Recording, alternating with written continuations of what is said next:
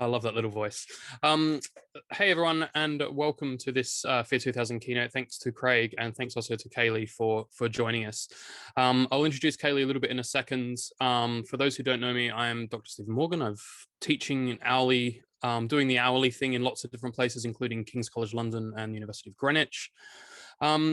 Here, not as an expert in horror, I should say. I am a big fan of horror, but it's not something I write about in my work. But I do write on settler and indigenous cinemas, so possibly the crossover there. But one of the kind of things I was mentioning before that, you know, for all the bad things that COVID, the bad effects that COVID had, including it, you know, a serious impact on indigenous communities around the world. It did at least, you know, if we have one silver lining, it's that we were able to kind of have speakers like Kaylee talk to us from the US in a British context. And actually, the first time I heard Kaylee speak was what feels like years and years ago, but I guess was only a couple of years ago at the Miskatonic sessions. We were just talking about it before, because I think it was initially going to be in person and ended up being online. So I was like, yay COVID. I got to see Kaylee talk about some of the things I think she's going to be talking about today.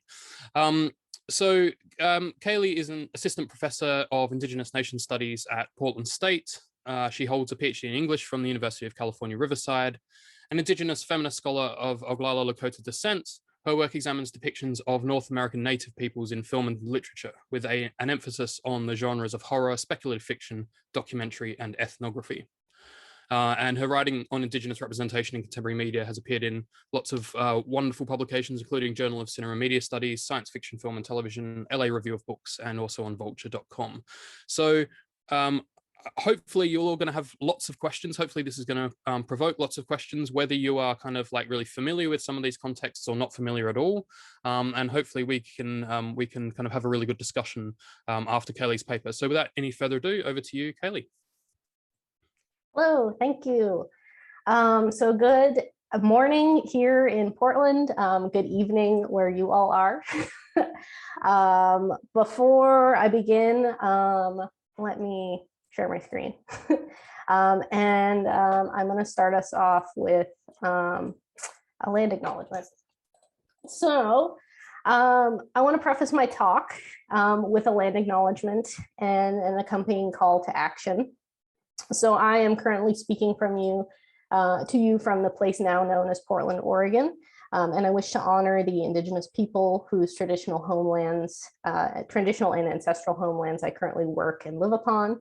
They are the Multnomah, Cathlamet, Clackamas, Tumwater, and Watlala bands of the Chinook, and the Tualatin Kalapuya. Portland is also a really unique area because many other Indigenous nations have ties here because of the vitality of the water known as Hayash Teskew, which is the Chinook word for the Columbia River. And thanks to Carly Lodish, who is a Chinook language speaker who taught me that word. It's really important for me to acknowledge the ancestors of this place and to recognize that I am able to live and work here because of the sacrifices forced upon them. And in remembering these communities, I want to honor their legacy lives and their descendants. And so in sort of practice and conversation with Hoopa scholar Kutcha Riesling-Baldi, I want to accompany my land acknowledgement with a call to action. So working and living on this land as an uninvited Indigenous guest requires not only an acknowledgement of territories, but an accompanying material action. And so in this regard, I am compelled to offer my public support of the Chinook Nation, who are the Indigenous community whose homelands are in the place now known as Portland, Oregon. They're currently seeking donations to fund community aid, language and cultural revitalization, and also to support their long fight to re-obtain federal recognition, which for context is a really important federal designation in the United States. And this designation was unfairly and unethically stripped from the Chinook back in 2002. And so I ask each of you to consider joining me in this work. Donations can be given on the Chinook's website, chinooknation.org. I also have like a tiny URL here if you want to link to it. And also, if you're unable to, I know COVID has made everything really tight for everybody, at least give them a follow on Twitter at Chinook Nation and uplift their various tweets. I didn't plan to do this initially, but the news sort of came late last night. I also just wanted to offer my words of solidarity and grief towards the Gallup, New Mexico community. Yesterday was the Gallup Intertribal Ceremonial Parade, and there was a really horrible accident that happened during this event where about 15 people were injured due to a car entering the parade route. So I just wanted to offer my condolences to that Indigenous community over in Gallup. Finally, if you've ever never seen a native speaker give a talk, we do a lot before we give the talk. So this will be a new experience. So I want to ask each of you, now that I've sort of modeled this land acknowledgement, to reflect on your own, the native Aboriginal Indigenous peoples that have homelands in the areas where you're currently joining from today. If you're unfamiliar with the original caretakers of the land, water, and air from your area, I highly encourage you to take the time to self-educate, reflect, and listen to these histories, and to develop your own calls to action, as these small acts are part of the justice-oriented advocacy that's necessary for continuing the work of dismantling settler colonialism and putting an end to the devastating effects it has on our society. And then finally, one last thanks. I want to offer my thanks to Craig Mann, Chris Cooke, Oli Hicks, and then also Stephen Morgan for their work in coordinating all this. Also, if there's anyone I didn't meet who coordinated the conference, thank you very much. I appreciate your labor. And I also want to thank all of you who are in attendance. I'm really humbled by this opportunity to share my work with you, and I hope that we can have a really cool conversation following the talk. And now the talk starts. So, originally, I had planned this talk and sort of thinking about revenge, but in doing research for my new book, I've kind of fallen down a captivity narrative rabbit hole. So please excuse the emphasis on captivity narratives in the version of the talk you're seeing today, but I found it really important to kind of work through this information. So I'm going to start with a little preface to introduce the captivity narrative to everybody. So Mary Rowlandson's much read and critically analyzed captivity narrative opens on the scene of the 1675 raid on Lancaster by members of the Wampanoag, Nipmuc, and Narragansett peoples. The raid would occur in the midst of what would become to be known as King Philip's War. And Mary Rowlandson describes the chaos of the event in this way. On the 10th of February, 1675, came the Indians with great numbers upon Lancaster. Their first coming was about sunrising. Hearing the noise of some guns, we looked out. Several houses were burning and the smoke ascending to heaven.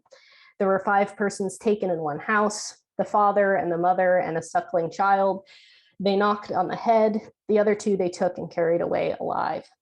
There were 2 others who, being out of their garrison, upon some occasion were set upon. One was knocked in the head, the other escaped. Another there was who was running along, was shot and wounded and fell down. He begged of them his life, promising them money, as they told me, but they would not hearken to him, but knocked him in the head and stripped him naked and split open his bowels. Another, seeing many of the Indians about his barn, ventured and went out, but was quickly shot down. There were 3 others belonging to the same garrison who were killed. The Indians, getting up upon the roof of the barn, had advantage to shoot down upon them over their fortification. Thus, these murderous wretches went on, burning and destroying before them. So this image of a demonic, indistinguishable mass of Indigenous peoples descending upon a quiet, unsuspecting frontier town would become a conventional image within the genre of the captivity narrative. The choice to begin the captivity narrative in media res is ideologically significant, as it disguises broader histories of colonial genocide and dispossession, and thus obscures the motivations of Indigenous anti-colonial movements during the early period of American settlement. Additionally, for Rowlandson and many other Puritans, the hellish imagery of the raid functioned as a way to cast Indigenous peoples as both physical and spiritual enemies. The typological reading method deployed by many Puritans interpreted Indigenous peoples as physical embodiments of Satan who had been sent to Earth to test the fortitude of Christian colonizers. Because Indigenous peoples were understood to be vengeful, irrational, inhuman monsters incapable of true conversion, their cultures were not seen as valuable, even reflexively, to the Puritans. And so while Rowlandson's captivity narrative goes on to describe the goings-on of peoples who held her in captivity, the overarching goal of her narrative is not an ethnographic account of Northeastern Indigenous peoples, but rather to show evidence of God's divine will. Thenceforward, colonial Americans would continue to tell strikingly similar stories about their encounters with Indigenous peoples. For example, in 1871, Fanny Kelly would recount, in strikingly similar terms, a raid by Lakota peoples on colonizers moving westward on the Oregon Trail. Expressing shock at the sudden appearance of the warriors, Kelly conjures again for readers the now familiar scene of the colonial peaceful town beset by an animalistic Indigenous horde. We wended our way peacefully and cheerfully on, without a thought of the danger that was lying like a tiger in ambush in our path. Without a sound of preparation or a word of warning, the bluffs before us were covered with a party of about 250 Indians, painted and equipped for war, who uttered the wild war whoop and fired a volley of guns and revolvers into the air. So this was published well after Indigenous anti-colonial movements had been violently suppressed by American military forces. And Kelly's narrative would again reinscribe this familiar imagery from a very, very different religious viewpoint than Rowlandson's, to serve a somewhat different purpose than Rowlandson's narrative. Still though, Indigenous peoples continue to appear out of nowhere, seemingly unprovoked. And so anti-colonial Indigenous movements are again portrayed as irrational acts of violence. And rather than using biographical reportage to acculturate readers to the possibility of potential capture and the means by which one could resist against such a satanic threat, these texts, these newer captivity texts, functioned as sensationalist pulp literature through which settlers could experience the terrifying threats that Indigenous peoples posed to their settler forebears. Scholar Roy Harvey Pierce asserts that in these new captivity narratives, the new episodes came with new frontiers, yet patterns and themes were reproduced again and again. I've seen some 40 narratives printed between 1813 and 1873, all of which seem to stem from real experiences, but all of which have been worked up into something terrible and strange. Their language is most often that of a hack writer gone wild. Even when they appear to be the genuine productions of the nominal narrator, they tend to be formed according to the pattern of the captivity narrative as pulp thriller. And so readers of captivity narratives written in the 1800s and early 1900s would encounter imagined and embellished images of frontier danger at a safe distance. While the threat of captivity was no longer imminent, the persistence of Indigenous peoples on American lands challenged the nation's core values and claims to exceptionalism. Soon, the US government would turn to policies designated to assimilate Indigenous peoples into the white settler colonial status quo, rather than to kill them outright. But stories of Indigenous humanity would continue to be asserted.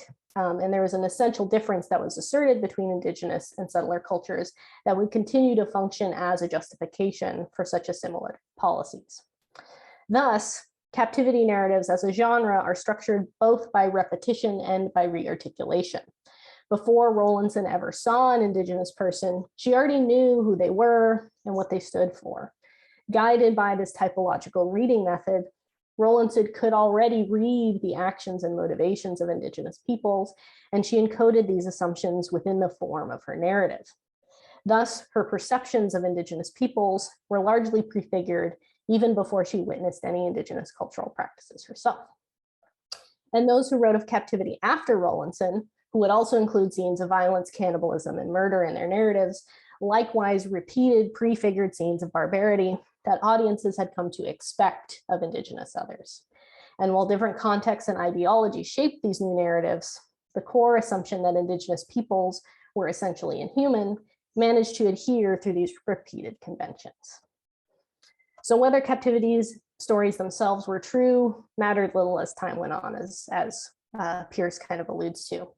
And this is because, as I and many other scholars of Indigenous representation have posited, it is because the most significant function of such portrayals was that they enabled white colonists to articulate their own cultural values through comparison against Indigenous cultures. Everything indigenous peoples were, the white settler was not.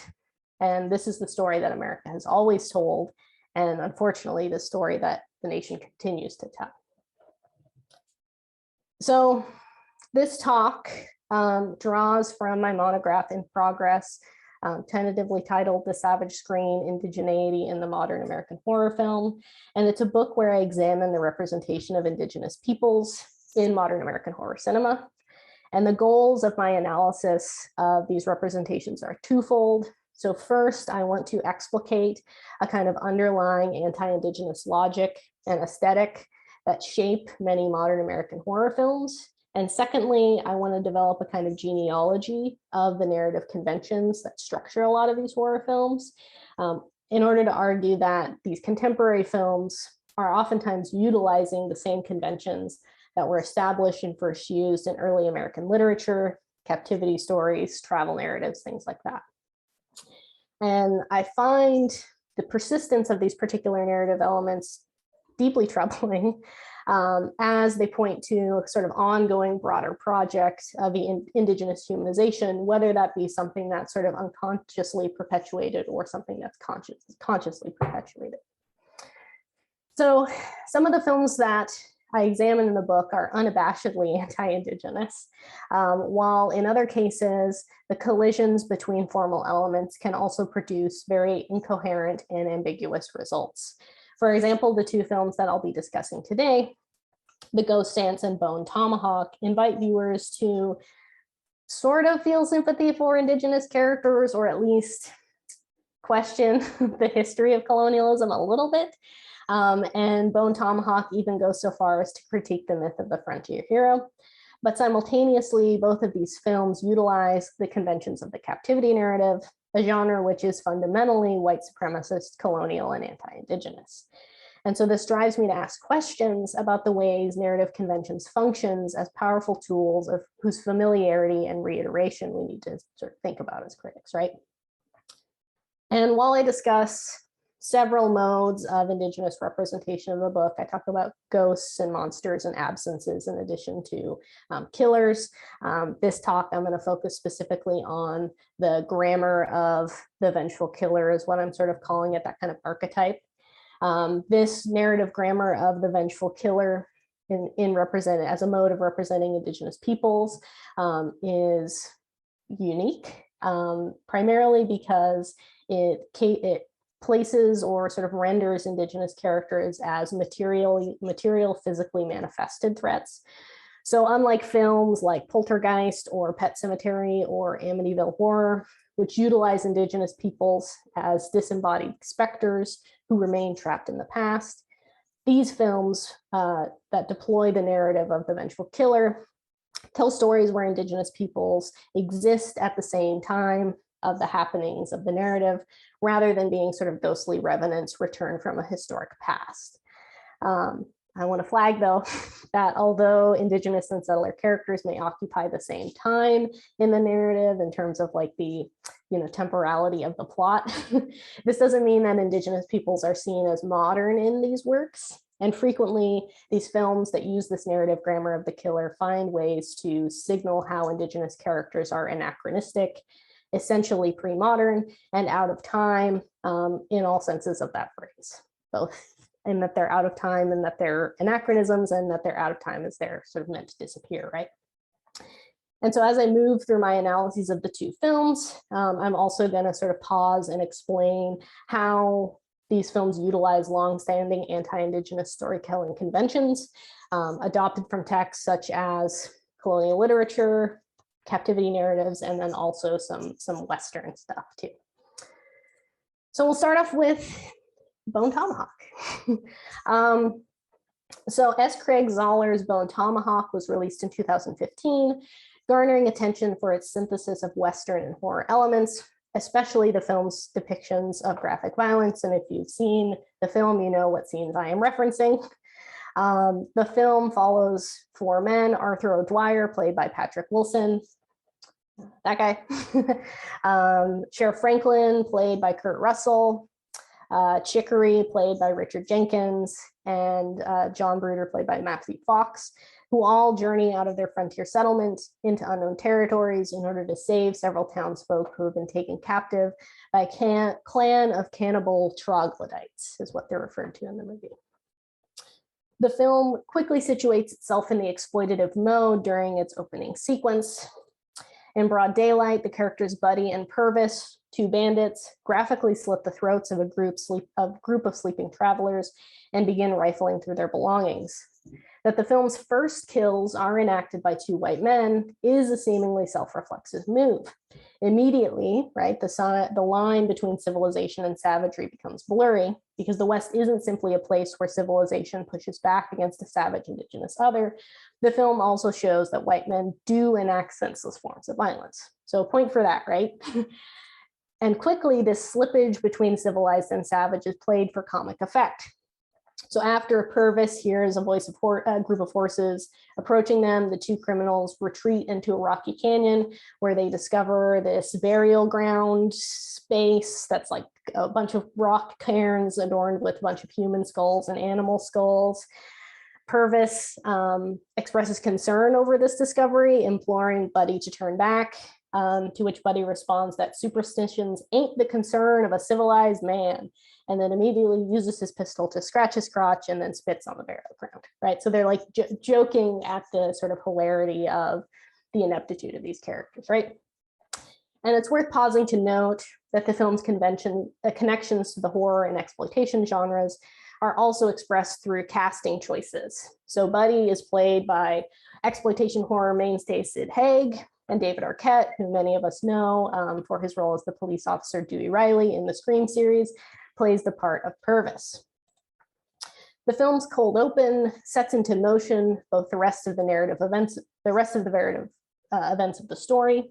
Buddy is killed by the cannibals, and Purvis retreats to the safety of the nearby town Bright Hope, unknowingly followed by the troglodytes who, seeking revenge for his trespass onto their territory, proceed to kidnap Purvis, Samantha, the town's doctor and Arthur's wife, and the deputy sheriff. The rest of the film follows the rescue mission as they go to recover the captive citizens. So this change in perspective from captive to savior, right? So the film is following the activities of the saviors rather than following the activities of the captives, was actually a common plotting structure used in later captivity narratives and in a sort of genre that came out of the captivity narrative, which was called the frontier romance. So traditionally, early captivity narratives like Mary Rowlandson's were written from the perspective of the captive prisoner. So Rowlandson structures her narrative around a series of what she calls removes or movements further into the wilderness away from civilization, that sort of track a kind of spiritual journey she's going on. Conversely, this transition into a perspective that focuses on the experience of the rescuers is a shift in convention which has deep impacts on the ideology of the captivity narrative.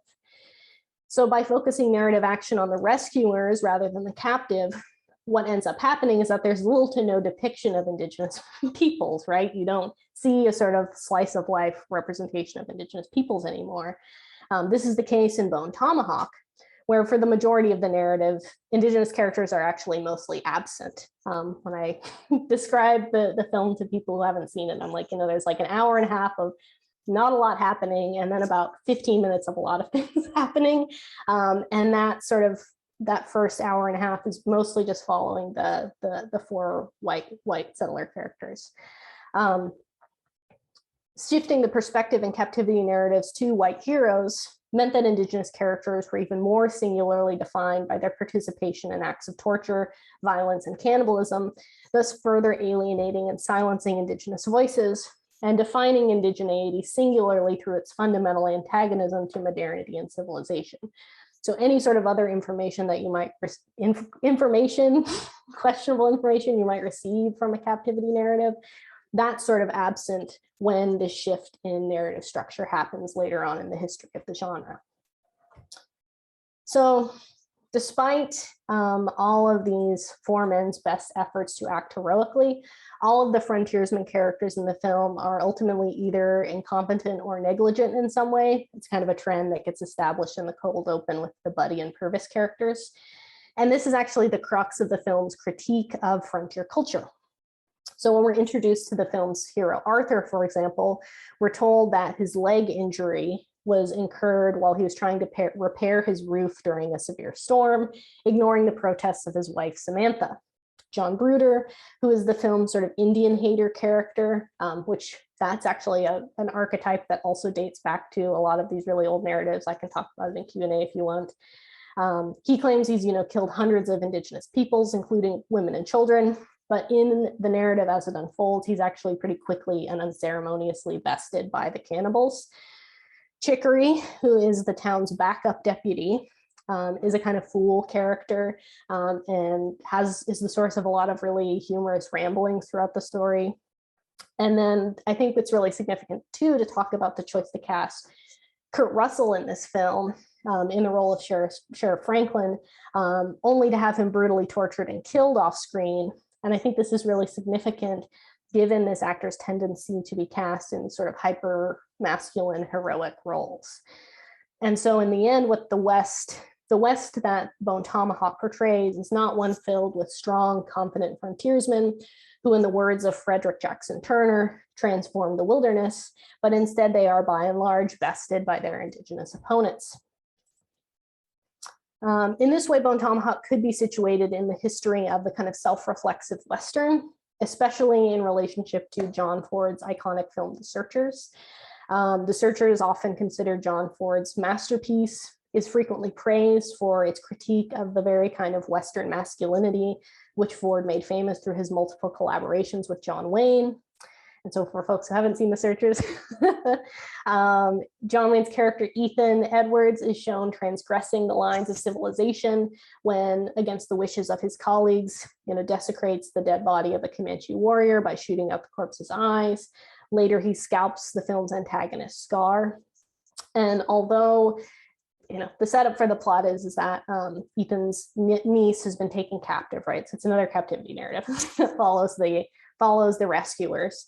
Although Ethan originally plans to kill his captive niece, Debbie, who he believes has been sort of transfigured permanently through her time in captivity, he decides against that. And ultimately, in the film's very, very iconic final shot, Ethan is left standing permanently outside this kind of gateway to civilization.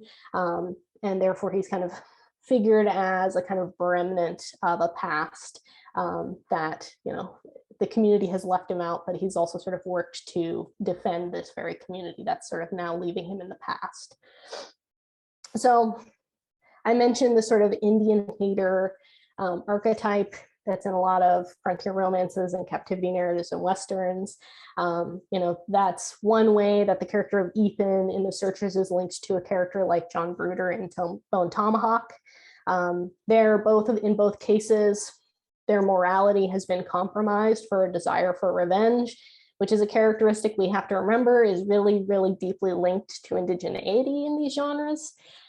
And so what ultimately separates characters like Ethan and Bruder from the true heroes of the captivity narrative or the frontier romance, so Arthur in the case of Bone Tomahawk, is actually not a difference in the kind of personality have, but it's about a difference in degree.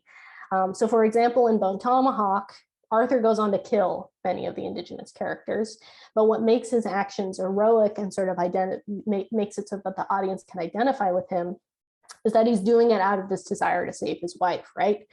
Conversely, characters like Bruder and Ethan represent this eruption of the settler state's carefully repressed anti-indigenous sentiment. And so where Indian haters falter is not in their hatred, but by going too far in their use of violence, and in this process, losing their connection to civilization and white society. They become they transform into native people in some way or indigenized in some way through their use of violence. And so because they're too invested in these anachronistic cycles of vengeance, they have in a sense gone native and they have to be excluded from white society for the narrative's conclusion to sort of bring everyone back together. And finally, the film Bone Tomahawk's critique of frontier masculinity culminates when, following the death of the assistant deputy, the scene that I was referencing earlier, the violent scene I was referencing earlier, Sheriff Franklin and Chicory have to inform Samantha O'Dwyer that they've left her husband behind. She asks, did my husband come with you? And they said, well, yeah. And she's horrified. The sheriff apologizes to her and says, we didn't know what it was like. We wouldn't have come if we knew what it was like here. And in response, an exasperated Samantha says, this is why the frontier is difficult, not because of the Indians or the elements, but because of the idiots. And so Samantha's speech, again, is part of this kind of underlying, like, dark comedic critique of Western masculinity that the film's undertaking. And it's a direct critique of the kind of thoughtlessness that not only led to Arthur's injury, but this group's investment in a kind of heroic self-image of the frontiersman. And so while we can laud Bone Tomahawk for its critique of settler masculinity, what I want to flag is that this critique is still premised upon an abjection of Indigenous peoples. The extreme violence enacted by the troglodytes has an ideological function, because in comparison, it makes Arthur's acts of violence in the latter part of the movie seem almost humane by comparison. And the extremity of the troglodyte savagery displaces white culpability for frontier violence, which is deemed necessary in the face of a truly inhuman protagonist. And so while this new, albeit compromised mode of frontier life can be imagined for white settler men like Arthur, it's a sort of ideology that's conscious of the limits of patriarchy and individualism, right? The cost is that Indigenous peoples are simply destined to assimilate into white settler modernity or die. So let's move on to the ghost dance. So likewise, Peter F. Buffa's film, The Ghost Dance, which less people may have seen, but I'm sort of really fascinated with ever since I've seen it. It was a film that was released in 1982, and it tells the story of an angry Indigenous spirit who returns to enact his revenge. This time, instead of on, frontiersmen, it's on a group of innocent academics. So the film's protagonist is Kay Foster, and apologies in advance for the blurriness of these stills. Currently, the only version of The Ghost Dance available for streaming is like a really, really bad VHS rip. And I have been bugging the folks at Severin Films to do a restoration of it. So if you would like to do me a solid, please also bug them to do a restoration of this film, because I think it's really fascinating and probably the best and most coherent version of a kind of slasher film that has an Indigenous antagonist, aside from Sweet 16, which is another really good one. Anyway, the film's protagonist is Dr. Kay Foster. She's an archaeologist who teaches at a university. In her lectures, she expresses sympathy towards Indigenous suffering and frustration at the government's treatment of Indigenous peoples. So at this point, the film seems to be aware or expressing a kind of critique of the frontier mythos. Foster's research on the Indigenous ghost dance cultures leads her to excavate the remains of an Indigenous man who she discovers is named Nahala, and who, when Nahala was alive, he ran this sort of evil cult that was all about murdering frontier settlers. One night, a local Indigenous man named Aranjo sneaks into the excavation site, and he steals an object from Nahala's grave. And this causes Nahala spirit to rise up, possess Naranjo, and then he proceeds to stalk and kill Foster's colleagues one by one. So it's sort of like a hybrid possessing slasher movie. Ultimately, during Foster's investigation into Nahala, it's revealed that Dr. Foster is actually a reincarnation of Nahala's lover named Melissa Stewart, who was a white woman that Nahala held captive. And in the film's conclusion, it does a sort of interesting turn on the conventions of the captivity narrative, because her motivations are left unclear, but it's either that Dr. Foster becomes in some way possessed by the spirit of Melissa vis-a-vis some sort of mediation with Nahala, and then chooses to rejoin Nahala, or perhaps she has some other sort of motivation that leads her to join Nahala, but in either case, the two sort of reunite and decide that they're gonna, do all this bloody revenge together. So As I've noted, the ghost dance augments the conventions of the captivity narrative in really fascinating ways to me. For example, the choice to end the film with Dr. Foster yielding to Nahala, whether through her own agency or through supernatural influence, makes explicit a latent threat of sexual violence, which simmered below the surface of the women's captivity narrative. And so when the ghost dance subtext becomes text, although none of the captivity narratives I've encountered document scenes of sexual violence between Native men and white women, and there are also no historical documents that show this, although the inverse of white settlers sexually assaulting Indigenous peoples is highly documented. Even though this threat isn't actually manifested in any of the texts on the level of act, there is this kind of assumption underlying Indigenous engagements with white women that because Indigenous peoples embody a regressive savage sexuality, that there's this underlying threat of sexual violence within the captivity genre. And there's also sort of the broader interrelated social fears that sexual encounters between Indigenous men and white women threaten the stability of white civil society. If the captive white woman were to be seduced by an Indigenous other, this would mean that she had regressed into a savage form of inhuman sexuality. And so what all these anxieties at work within the ghost dance and other captivity narratives expose is that white women serve a really important role in policing the boundaries between civilization and savagery, whiteness and indigeneity. And this collision of settler colonial racial hierarchies with gendered racial hierarchies is actually really interesting too, in that it exposes inconsistencies within a sort of mutable notion of gender. And this is ultimately what I find really compelling about the ghost dance, is the ways in which it exposes American notions of race and gender and how they mutually inform one another. So the film's slight adjustments to the convention of the possession narrative also have massive critical implications as well. Noted horror writer Carol Clover writes that traditionally, possession narratives such as The Exorcist or Witchboard focus on the transformation of a male lead who for one reason or another has become too closed off from the world. And it's only through this exposure to an extreme form of abject female hysteria that the male lead of the possession film can sort of realize the error of his ways and open up to a larger social or spiritual truth. And that this act of opening up also enables him to sort of gain knowledge and cast out the possessing spirit and help return the woman to her normal state and sort of reinstate the status quo, right? So the status quo gets restored with the exception of this man, the male lead character, sort of making some kind of movement within the text. In the ghost dance, the absence of a white male investigator character, alongside the inclusion of a Native man as possessive antagonist, situates each character within a complicated matrix of intersecting gendered and racial power dynamics.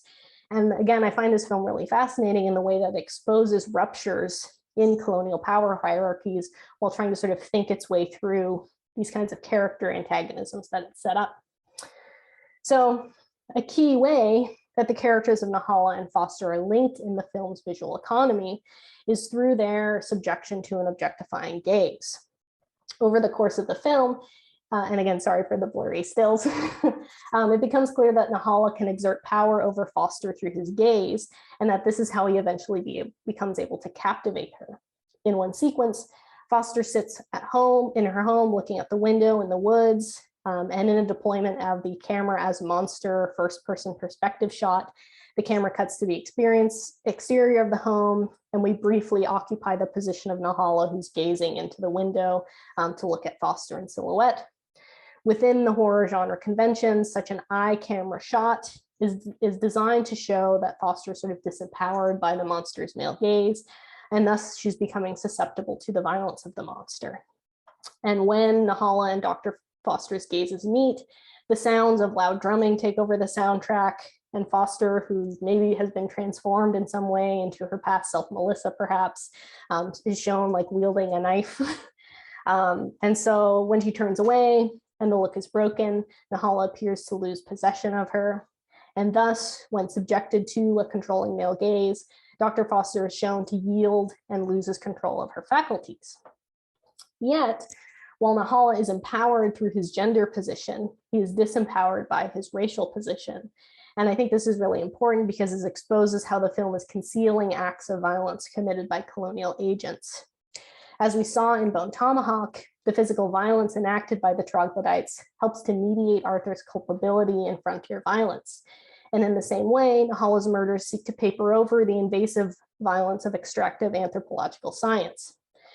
So you see Nahala gazing at Foster through a matrix of gendered mastery, but throughout the film, Foster gazes back at Nahala through a matrix of racial mastery. And specifically, it's through her use of colonial anthropological gazes that Dr. Foster can exert power over Nahala and uncover information which reveals information concealed in his body. There's actually shots of him looking, or shots of her looking at like scans of his body and his bones. Remember that the plot begins with the unsanctioned disruption of Indigenous remains and active white possessiveness, which largely remains justified throughout the course of the narrative. Subsequently, throughout the film, Dr. Foster is shown looking at Nahala's exhumed remains and his body to gather information about him. And during an examination, she explicitly dehumanizes and objectifies his remains when she asks a colleague if they are ready to open it up in reference to Nahala's remains. So in her book, Going Native, Indians in the American Cultural Imagination, Sherry Hundorf writes that cross-racial identifications that occur between white and Native characters in the captivity narrative, quote, do not necessarily constitute an anti-colonial or anti-racist position, end quote. And that when white women captives identify similarities between their own positionality and that of their captors, quote, these identifications actually articulate a form of white dominance while they use gender identification to conceal it, end quote. And so in The Ghost Dance, Foster is positioned as a victim of a kind of universalized patriarchal gaze, such that her apprehension and use of a colonial gaze that disempowers Indigenous peoples is obscured.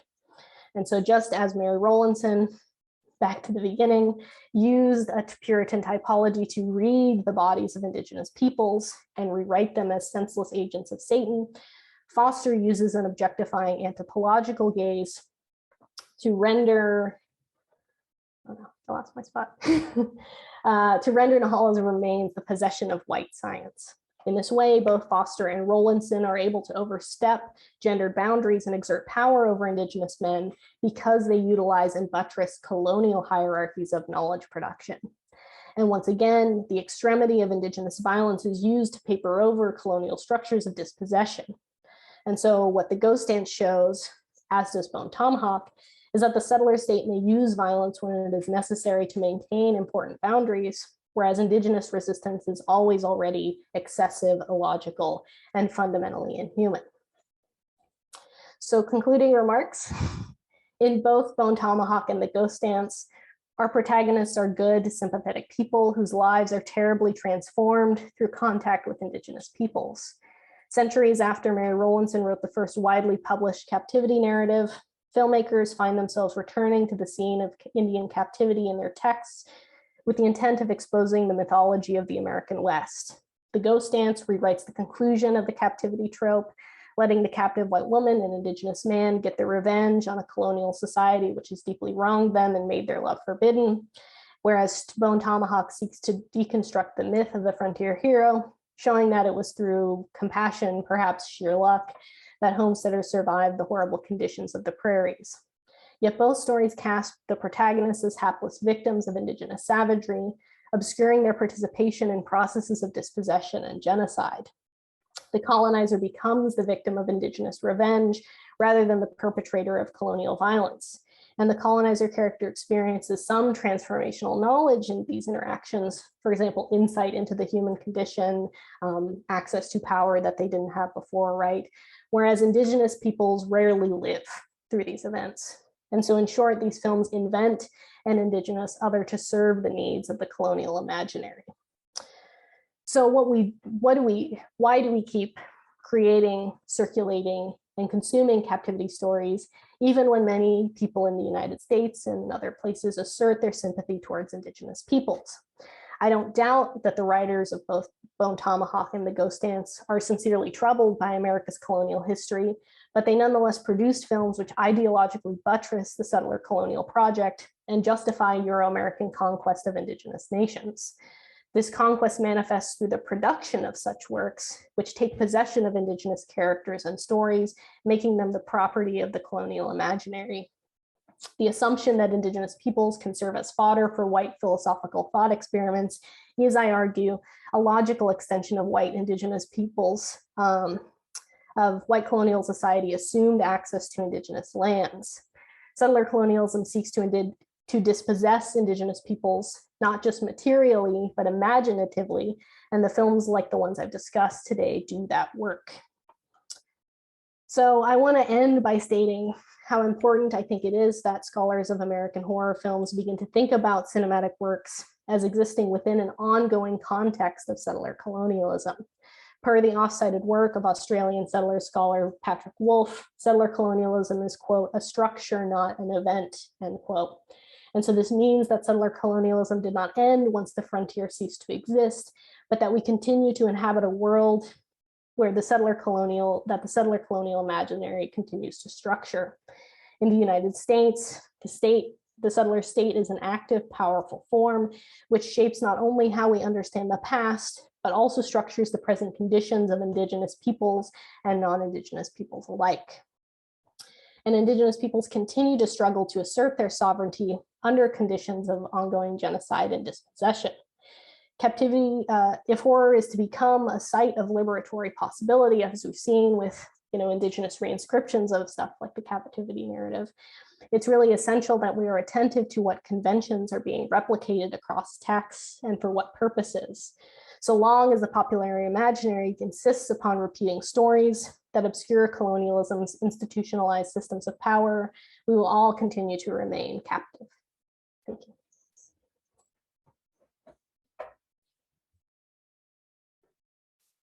Amazing. Thank you, Kaylee, and I'm sure everyone is giving you a silent or there are some hands, some emoji claps going on there as well. So thank you very much. I had a few questions in my head, and then that was quite a tour de force ending, and like my brain exploded because I think you were kind of it's coming from someone who kind of studies settler colonialism and culture. I think you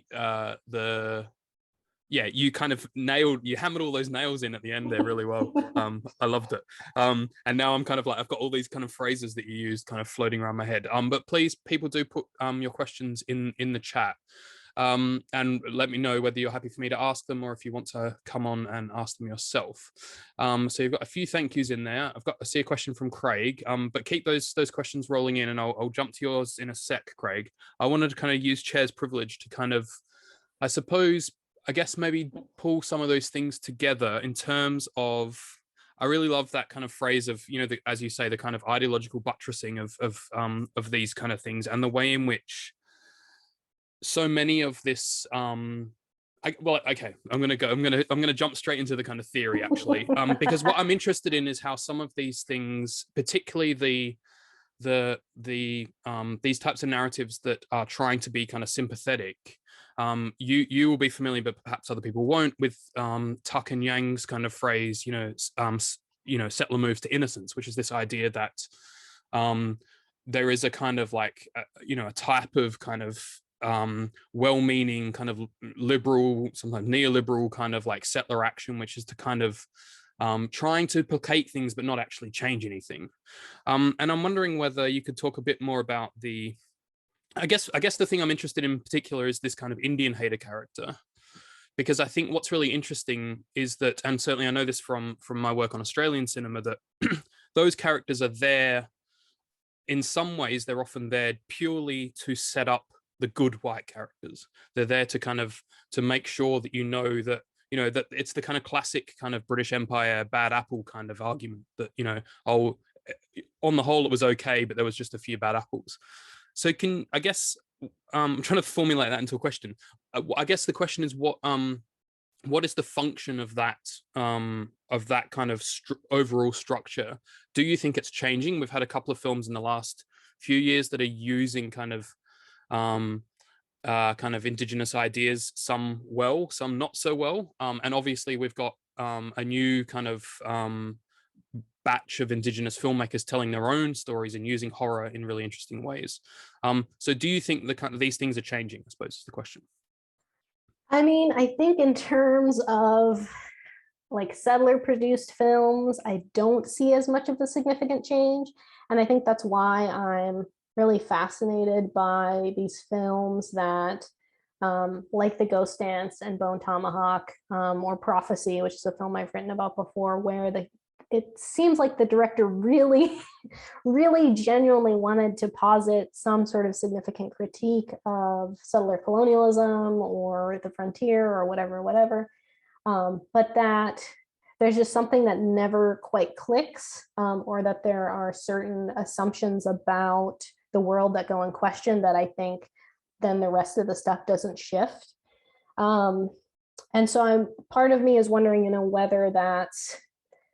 whether anti-indigeneity is like so deeply coded into these genres and conventions that like you can't think your way out of them if you're trying to use these storytelling mechanisms, or whether it's, if you're going to use these conventions, you need to not just, put a Native person as the hero in the Western or whatever, but you actually need to think about shifting all of the other elements in order for some deeper critique to emerge. And I think it's kind of both. And so I think, when I look at the ways Indigenous writers and filmmakers take up these genres, right? So like I've been writing on Stephen Graham Jones's The Only Good Indians, which in a way sort of reinscribes the captivity narrative in a real way, to think about like no Native people are actually captives of the state, in a really thoughtful way. I think there's effective critiques there, but yeah, I think, when you want to if you're a non-Native filmmaker and you want to make these critiques, you have to be really careful in how you're shifting around these elements, because I think that's the sort of mistake that I keep seeing over and over again, is that the fundamental right even to access indigeneity for storytelling purposes isn't really, like, that extractive bit isn't ever really questioned, and I'm makes me nervous. I think when we've seen this with a couple of films that I'm not going to name in kind of in recent years. This is why I'm slightly nervous about Prey, to be honest, but we'll see what happens there. But I think that particularly the kind of use of the Wendigo and all that sort of those kinds of ideas of kind of like, it's not, there's a weird thing where we're in this moment where I think some settler filmmakers feel like it's really progressive to do that, but actually it's not really that different to do like an Indian burial ground horror film, really. Let's face it. Yeah, and I mean, I think again, I'm a broken record on this, but I'll say, I think the best solution to, if you are a non-Native person and you really appreciate Native stories, is to give Native people the resources to tell our stories. Yeah. And we'll do that for like 400 years, and then we'll revisit the conversation then once there's been a sort of equal amount of time where people have been structurally, enabled to exchange stories in a like productive way. Yeah, fair enough. And so and I mean, I don't want to say like don't do it, but I mean, it's just, I don't know, every time I read the Reimagine, like you live in it and you can see all the kind of inner workings. It's like, Du Bois's like double consciousness, like you can see all of it. And so when, Louise Erdrich, writes a poem where she reinscribes Rowlandson's captivity narrative, right? She like folds it inside out, and you see like her deconstruct all of these pieces that are really interesting. And that's the work that I find really regenerative. And so I like that's that would be my solutions. I understand the desire to want to get involved in Indigenous storytelling if you're not Native, but I think uplifting those Native voices for a while is really the work that we need to do, because we have a bunch of cool stories. Yeah, exactly. And they're so exciting, and I don't want to say they're the coolest, but they're the coolest. Yeah. I mean that unlike the settler filmmakers telling kind of vague variations on the same story over again and kind of claiming it to be kind of new and like maybe something actually new would be good. Okay, I'm gonna dip into Craig's question. He's happy for me to ask it for him. Please do throw your questions in the chat if you have them. So Craig has said, have the revelations about Cine State affected how you view or interpret Bone Tomahawk at all? Since De La Saunière dissolved Cine State and started working with Ben Shapiro! The politics of S. Craig Zahler's movies seem far more uncomfortable. They've always been ambiguous, I guess, and he purposely, I suspect, seems to not want to talk about his personal views. I feel less like I can give him the benefit of the doubt now. So does that shift things for you, that whole situation? I just had to, I've been busy living my little Indigenous life. So I had to Google this and I was like, oh yeah, this is all the stuff that happened with Fangoria and all of that stuff. Okay. I mean, I don't know if I don't know if that's like a tell. I mean, Bone Tomahawk is like I feel really complicated about the film because it is, it does have like some good bits where it critiques, frontier masculinity, and it seems to want to kind of point that out. But it's the extremity of Indigenous violence that engages. And then, in an earlier version of the talk too, I talked about the casting choices that a lot of the Indigenous Indigenous actors were cast as to play the troglodytes. And then also now some of those actors are like playing Indigenous characters on that really horrible Yellowstone show. And I'm like, oh no. And so, yeah, I just feel it's again, I don't want to doubt like the sincerity of him wanting to break down this stereotype. But again, I have to go back to, well, why do Indigenous people have to die? Why do Indigenous people have to be monsters in order for you to tell this story? When like the really horrifying thing is like the psyche, right? The psyche of the frontiersmen who could justify all of this. That's scary. That would be a great movie. And so I'm waiting for someone to tell that story. Me, I have a friend, Sean O'Chadern, and we talk about this movie called Clear Cut. That a Canadian movie, Clear Cut, has Graham Greene in it. It's all about Graham Greene takes captive this mill owner, and in the movie, it sort of is implied that Graham Greene is like a trickster character that's been like summoned through the white guy's prayer. So he prays for bad stuff to happen, and then his rage becomes real. But we've always talked about like the thing that would make that movie even scarier is if like it were like a Fight Club, right? Where Arthur is a projection of white masculinity, because then it's all about, the ways the white patriarchal sort of psyche projects all of this violence onto indigeneity in order to justify its own like weird baggage. And so I'm like, there are ways to tell these stories and to do that critique and to be self-aware of that in a sort of deeper, more reflexive way. But again, I'm like, that's why I'm really fascinated in these cases where like there's something that people seem to be bumping up against, and I'm not quite sure how to describe what it is yet. But we got to figure out how to stop bumping up into that thing. Yeah, exactly. I'm aware of time because we are due to finish at 8 and it's just gone 8. But Craig just sent me a message saying we can do another 10 minutes if you're happy to do that, Kaylee. Because we were saying before, everyone was probably wants to rush off and go and watch Prey, or not. Maybe they want to have dinner or something. I also talked for longer than I thought I was going to go to, so it's my bad. No, it's all good. We do have another question in the chat, which actually speaks to something that I'm quite interested in around this kind of question of what happened. Like I always wonder especially with these settler films about indigeneity, when they are set in the past, there is this whole problem where it makes it seem like the problems of the frontier are only the problems of the past, that there is nothing, that quite often. So I mean, again, Australian context, if you think about a film like Rabbit Proof Fence, really kind of powerful film, but one of the problems is it puts all of these kind of questions of the stolen generations in the past, makes it seem like it's not a kind of a perpetual problem. So I think speaking maybe a little bit to that is Shannon's question. Shannon says, thanks, wonderful keynote. If the director-writer is non-native, do you see a tendency more often to directly address the past or make it historical horror setting? And likewise, does it then seem more defensive or reactive in tone? I mean, I see both, right? So we have something like Bone Tomahawk that is a historical film, right? And that, yeah, does that sort of, it makes colonialism, right, into an event rather than into a structure, right? So like colonialism was this thing that happened in the past, and wasn't it horrible that people did all those things? But now we're a lot better, right? Because we don't do those things anymore. It's like, well, we do them, we just have different flavors of doing them now.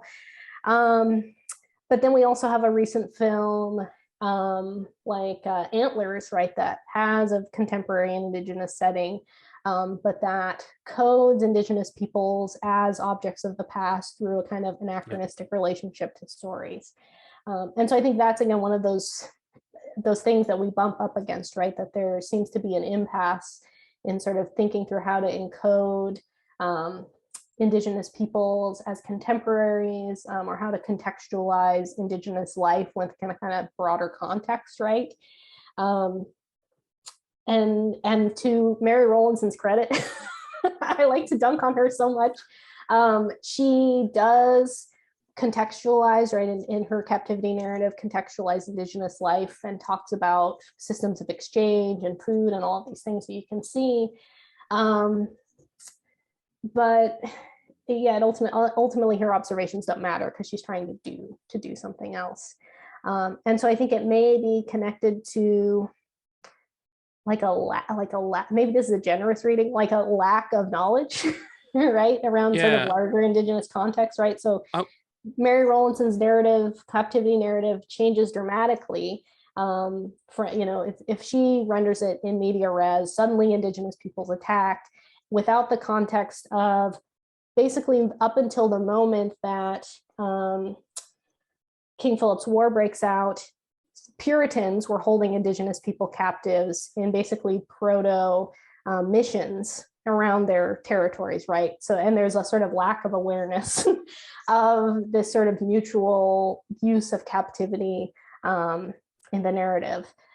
With that context, the narrative reads very differently.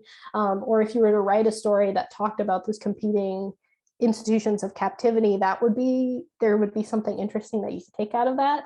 And so, yeah, that's why I'm interested in the plotting, like beginning with the scene of the raid, right? Beginning with the ambush or the siege, does a lot of work for setting people up to read indigeneity in a particular way.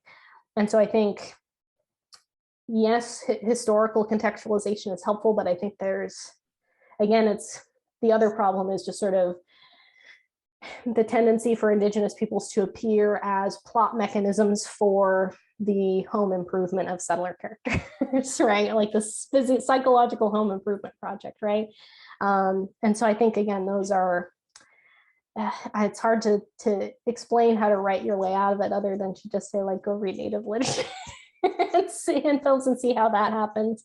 Because I think there has to be, I think in Native literature, there's a lot more of an acknowledgement that colonialism is a mutual relationship, for better or worse, and that you have to learn how to navigate histories and know histories and deploy histories in a kind of fair way.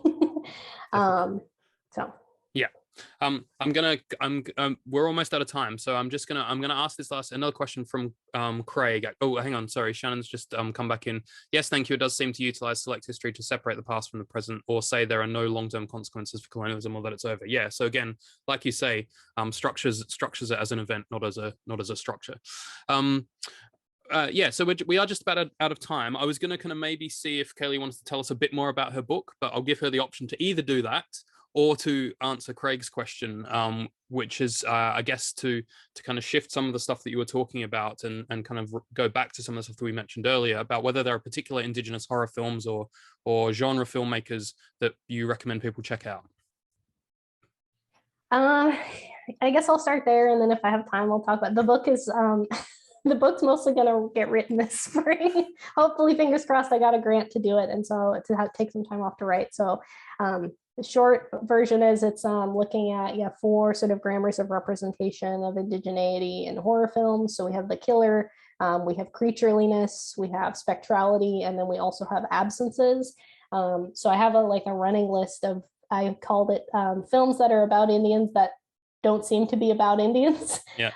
So like The Hills Have Eyes is one of those. The Wind is one of those, where you can't tell that story without the history of colonialism, even though there are no Indigenous characters.